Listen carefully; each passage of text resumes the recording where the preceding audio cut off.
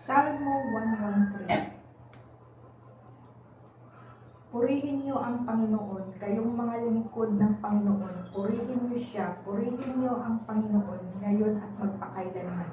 Mula sa pagsikat hanggang sa paglubog ng araw, ang pangalan ng Panginoon ay dapat papurihan. Maghahari ang Panginoon sa lahat ng bansa. Ang kanyang kalwalhatian ay hindi mapapantayan. Walang katulad ang Panginoon na ating Diyos na nakaupo sa kanyang trono sa itaas. Yumuyuko siya upang tingnan ang kalangitan at ang sanlibutan.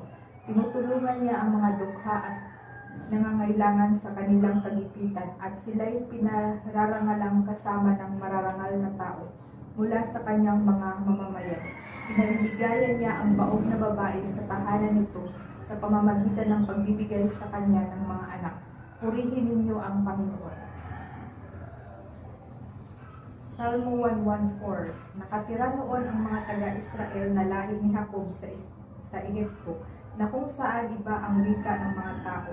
Nang papalabas na sila sa Ehipto, ginawa ng Diyos na banal na lugar ang Juda, at ang Israel ay kanyang pinamunuan. Ang dagat na pula ay nahawi at ang ilog ng Jordan ay tumigil sa pag-agos. Nayanig ang mga bundok at burol, na parang mga lumulundag na kambing at mga tupa. Bakit nahawi ang dagat na pula at tumigil sa kanyang pag-agos ang ilog ng Jordan? Bakit nayayanig ang mga bundok at mga burol na parang lumulundag ng mga kambing at tupa?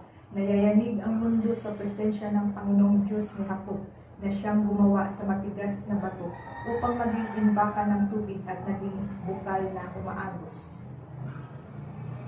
Salmo 115.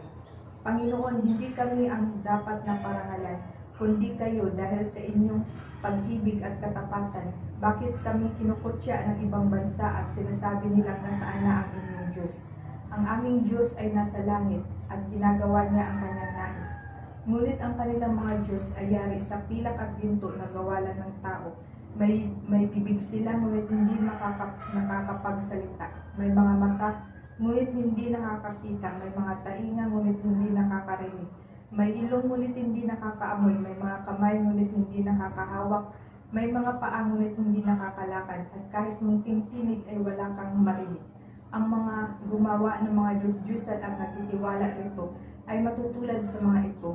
Kayong mga mamamayan ng Israel at kayong mga angkan ni Aaron, magtiwala kayo sa Panginoon, siya ang tutulong at mag-ingat sa inyo. Kayong may mga takot sa Panginoon, magtiwala kayo sa Kanya.